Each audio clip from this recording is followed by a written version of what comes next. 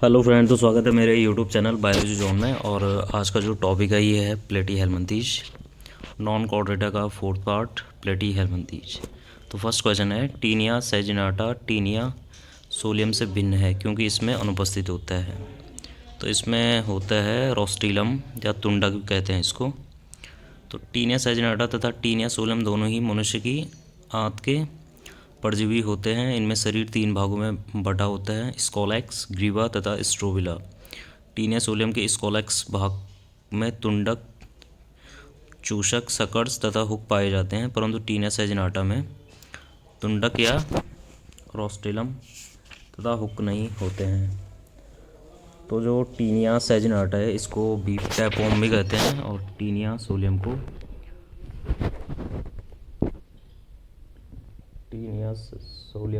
टैपवॉर्म कहते हैं, फीता गर्मी। और नेक्स्ट है, इनमें से कौन सा एक फेसियोला हिपेटिका का लार्वा नहीं है। तो इसमें होगा बी वाला हेक्साकैंथ। और इसका जो लार्वा होता है फेसियोला हिपेटिका का,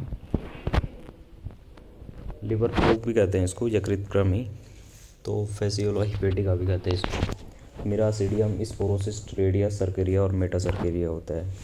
हेक्साकैंथ उसका होता है टीनिया सोलियम का, टैपवॉर्म का। तो थोड़ा डिटेल देख लेते हैं नीचे। फेसियोला हिपेटिका या यकृत पर्ण एक परजीवी है। इसके जीवन चक्र में 5 लार्वा अवस्थाएँ होती हैं, miracidium, sporocyst, redia cercaria, meta cercaria. Hexacanth larva taenia या फीतागर्मी की लार्वा अवस्था होती है। और नेक्स्ट है, यकृत कृमि लिवर फ्लूक का स्वतंत्र रूप से तैरने वाला सीलिया युक्त लार्वा है। तो ये है मिरासिडियम।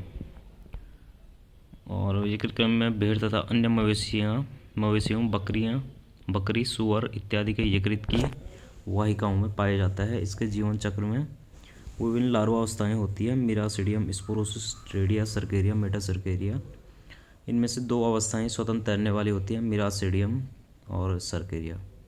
तो इसको आप लोग याद रख लेना, मिरासिडियम और सर्केरिया अवस्था होती है, ये फ्लैजलेट होती है, तैरने वाली, स्वतंत्र तैरने वाली, फ्री फ्लैजलेट। मिरासिडियम अवस्था सीलिया युक्त होती है। तो इसको आप लोग याद रख लेना, काफ़ी इम्पोर्टेंट है। और नेक्स्ट है, यकृत कृमि के जीवन चक्र की वो अवस्था जो प्राथमिक पोषक को संक्रमित करती है। तो इसका आंसर वैसे दे नहीं रखा, थोड़ा देख लेते हैं इसको। यकृत कृमि के जीवन चक्र में निम्न लार्वा अवस्थाएँ होती हैं, miracidium, sporocyst, redia cercaria, meta cercaria. इनमें मिरासिडियम द्वितीयक पोषक घोंघे, मछलियाँ आदि को संक्रमित करती है तथा सर्केरिया अवस्था तक उसी में वास करती है। अंततः सर्केरिया द्वितीयक पोषक के शरीर से बाहर जल में आकर परिपुटन करता है, जिसके बाद उसे मेटा सर्केरिया कहते हैं।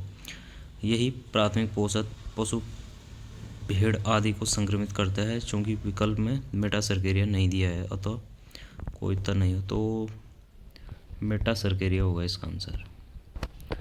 और नेक्स्ट क्वेश्चन है, सबसे छोटा फीताकृमि होता है, तो इसको कहते हैं इकाइनोकोकस। और नेक्स्ट है, जो इसका मेन कैरेक्टर है एस्केरेशन में, जो काफ़ी मेन कैरेक्टर है इसका प्लेटी हेलमिंथीज का, ज्वाला कोशिकाओं का संबंध है। ज्वाला कोशिकाएं, फ्लेम सेल्स भी कहते हैं इनको। तो इसका काम होता है एस्केरेशन का उत्सर्जन से। काफ़ी बार आ रखा है क्वेश्चन भी एग्ज़ाम में। और नेक्स्ट है, ज्वाला कोशिकाएं संबंधित हैं, तो ये हैं एस्पिरेशन से, ऑप्शन सी वाला इसका आंसर। ज्वाला कोशिकाएं संबंधित हैं, तो ए वाला इसका आंसर, उत्सर्जन से। फिर वही आ गया, ज्वाला कोशिकाएं होती हैं, तो इसका आंसर होगा बी वाला, उत्सर्जी। और नेक्स्ट है, सिस्ट्रोसोमा में गाइनोकोफोरिक कैनाल पाई जाती है, तो इसका आंसर होगा ए वाला, नर में मादा को पकड़ने के लिए। और जो सिस्ट्रोसोमा होता है, सिस्ट्रोसोमा, तो इसको ब्लड फ्लूक भी कहते हैं, रक्तकृमि। थोड़ा देख लेते हैं इसका डिटेल। ब्लड फ्लूक, सिस्ट्रोसोमा को सामान्यतः रुधिर फ्लूक के नाम से जाना जाता है। यह मनुष्य की रुधिर वाहिनियों में परजीवी होता है। इसका द्वितीय पोषक घोंघा होता है, स्नेल। नर सिस्ट्रोसोमा में गाइनोकोफोरिक कैनाल पाई जाती है, जिसका उपयोग वह निषेचन के समय मादा को पकड़ने के लिए करता है। निषेचन के पश्चात नर से अलग होकर अंडे देती है। तो नेक्स्ट क्वेश्चन होगा इसका, सिस्टोसोमा को सामने तो कहते हैं रुधिर फ्लूक या ब्लड फ्लूक, सभी बोले फ्लूक। और नेक्स्ट है, कौन सी लार्वल अवस्था सिस्टोसोमा के जीवन चक्र में नहीं होती है? तो ये होती है रेडिया। सिस्टोसोमा के जीवन चक्र में रेडिया लार्वावस्था नहीं पाई जाती है। प्लेटीहेल्मिंथी संघ के जंतुओं में प्राय एक से अधिक लार्वावस्थाएं पाई जाती है। और नेक्स्ट है, पाचन तंत्र पूर्ण रूप से नहीं पाया जाता है। तो ये सिस्टोड्स होता है जिसमें फीता गर्मी आता है आपका, तो उसमें नहीं पाए जाते हैं। देख लेते हैं थोड़ा। सिस्टोड्स में पाचन तंत्र पूर्ण रूप से अनुपस्थित होता है। इस वर्ग फाइलम प्लेटीहेल्मिंथीज के सभी जंतु अथवा परजीवी होते हैं। इन्हें सामान्यतः टैपवॉर्म में फीतागर्मी कहते हैं। ये जंतु अपनी देहभित्ति द्वारा अपने पोषक से पचा हुआ तरल भोजन अवशोषित करते हैं। तो इसमें डाइजेस्टिव सिस्टम अपसेंट होता है। किस वर्ग के जंतुओं में आहार नाल अनुपस्थित होता है? सिस्टोडा, जो अभी आया था क्वेश्चन। और नेक्स्ट है, पाचन तंत्र नहीं पाया जाता है। तो ये नहीं पाया जाता है टीनिया में, बी वाला इसका आंसर। नेक्स्ट है, इसमें से कौन सा एक प्लेटीहेल्मिंथीज का लक्षण है? तो ये है ट्रिप्लोब्लास्टिक, बी वाला इसका आंसर। थोड़ा देख लेते हैं। प्लेटीहेल्मिंथ संघ के जंतु ट्रिप्लोब्लास्टिक है, त्रिस्तरीय होते हैं क्योंकि इनमें 3 जर्मिनल स्तर, एक्टोडर्म, मेसो, एंडोडर्म। तो ये एम्ब्रियोनिक लेयर होती हैं जिससे इनका डेवलपमेंट होता है। तो एक्टोडर्म, मेसो, एंडोडर्म। एक्टो बाहर वाली, मीजो बीच वाली और एंडोडर्म सबसे अंदर की जाते हैं। इनमें मेटामेरिक खंडन तथा अरीय सम्मति नहीं। इसमें रेडियल सिमेट्री नहीं होता है। इसमें टीनिया अपना भोजन ग्रहण करता है केवल, तो ये करता है सी वाला इसका आंसर, बॉडी वाल, देहभित्ति द्वारा। तो थोड़ा देख लेते हैं। टीनिया एक परजीवी जंतु है जो कि मनुष्य की आंत में पाया जाता है। इसमें आहार नाल पूर्ण रूप से अनुपस्थित होती है, अतः यह मुख नहीं पाया जाता है। यह अपना भोजन पोषक की आंत से देहभित्ति द्वारा अवशोषित करता है। चूसक जो सकर्स होते हैं इस पर, इसे पोषक की आंत से चिपकने में सहायता करते हैं। तो नेक्स्ट है, ग्रेविड खंडों का टीनिया के शरीर से झड़कर गिरना कहलाता है। तो ये कहलाता है एपोलाइसिस, ये वाला इसका आंसर, एपोलाइसिस।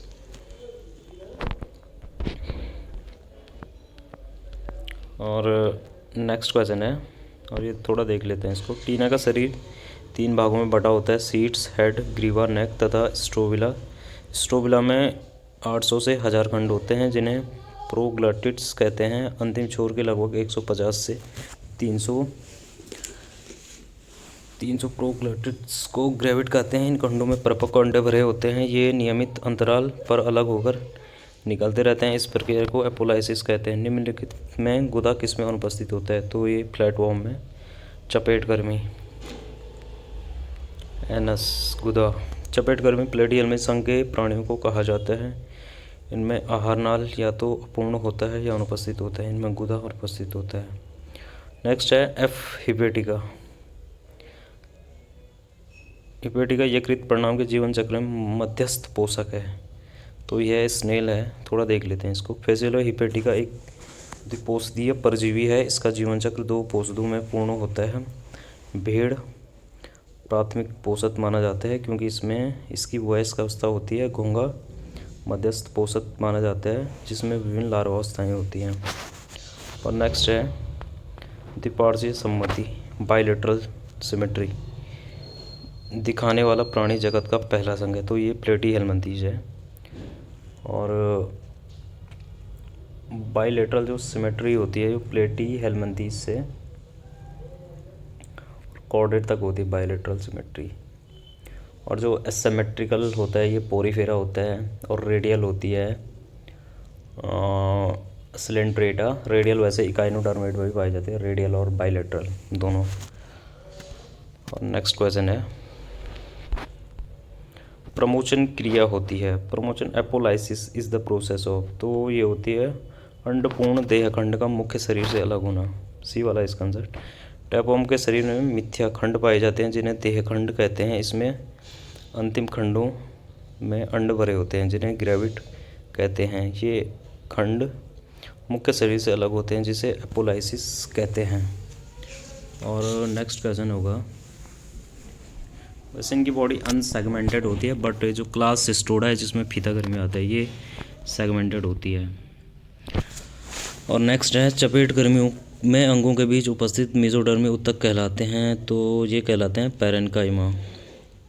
चपेट गर्मी में देहगुहा में एक तरल मेसोडर्मी उत्तक भरा होता है जिसे पैरेन्काइमा मीजेनकाइमा कहते हैं। यह एक द्रव स्थैतिक कंकाल के रूप में कार्य करता है तथा अंगों को अपने स्थान पर स्थिर रखता है।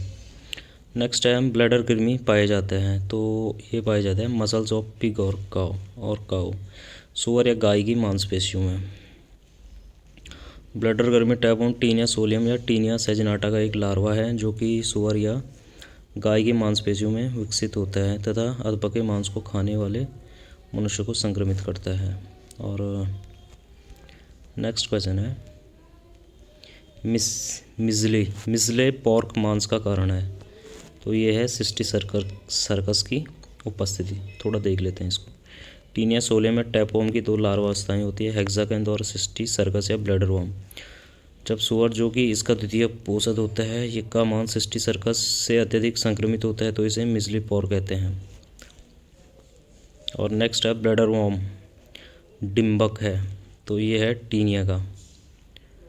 और ब्लैडर वर्म लार्वा है, ये है टैपवर्म फीता गर्मी। और नेक्स्ट है आस्मोट्रॉफी पाई जाती है, तो ये पाई जाती है टीनिया में, टीनिया सोलियम या फीता गर्मी। टीनिया एक परजीवी होता है जो आंत में रहता है, इसके चारों ओर द्रवीय माध्यम होता है, इसके द्वारा द्रवीय माध्यम तथा अपने शरीर के अंदर के तरल के बीच संतुलन बनाने को ऑस्मोट्रॉफी कहते हैं। और जो इसका लार्वा होता है टीनिया सोलियम का वो होता है ऑन्कोस्पोर, हेक्साकैंथ, सिस्टी सर्कस और ब्लैडर वर्म।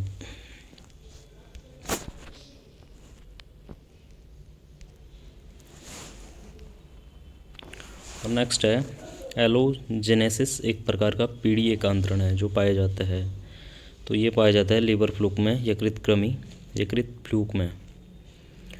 और नेक्स्ट है इनमें से कौन त्रिस्तरीय जंतु है, तो एस्करिस, हिरुडनेरिया और टीनिया सोलियम, तो सी वाला होगा। और अपना ना सभी होगा इसमें आंसर। ट्रिप्लोब्लास्टिक प्लेटी हेलमिंथीस से और कॉर्डेट तक होते हैं। ऐसे जंतु जिनमें भ्रूणीय अवस्था में 3 जनिक स्तर बनते हैं त्रिस्तरीय जंतु कहलाते हैं। प्रश्न में दिए गए विकल्प में सभी जंतु त्रिस्तरीय हैं। एस्करिस होता है एस्के हेलमिंथीस,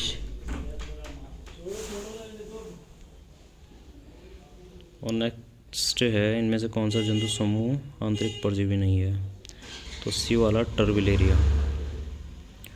और ये लास्ट क्वेश्चन था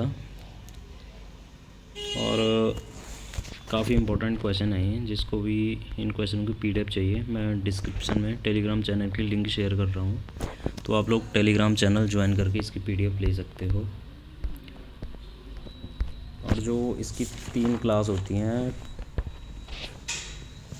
प्लेटी हेलमिंथीस की, टर्बिलेरिया, ट्रिमेटोडा, सिस्टोडा। टर्बिलेरिया में आता है आपका प्लेनेरिया जिसे फ्री लिविंग एनिमल भी कहते हैं, डुगेसिया भी कहते हैं इसको। और ट्रिमेटोडा होता है फेसियोला हिपेटिका जिसमें लीवर फ्लूक यकृत कृमि होता है, और सिस्टोमा जिसको ब्लड फ्लूक भी कहते हैं। और थर्ड वाला सिस्टोडा जिसमें फीता गर्मी आता है, और जिसे पॉर्क टैपवर्म भी कहते हैं। इकाइनोकस जिसको डॉग टैपवर्म भी कहते हैं। टीनिया सेजिनाटा जिसे बीफ टैपवर्म भी कहते हैं। और चैनल पे नए हो तो लाइक शेयर सब्सक्राइब कर देना। Thank you.